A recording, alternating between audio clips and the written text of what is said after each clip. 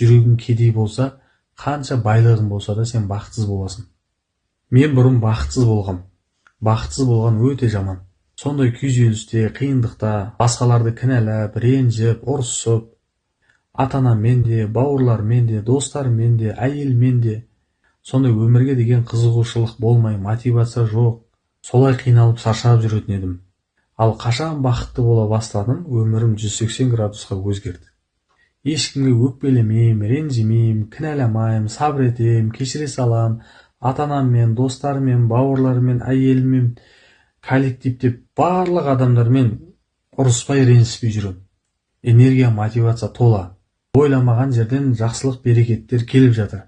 Ойлаған, қалаған нәрсемді істеп қаншама адамдарға пайдалы болып жатырмын. Ана Қанат Әлжаппаров айтады ғой, бақытсызбын деп айту ұят қой дейді. Мен 100% бақыттымын дейді да. Аллах тағала сан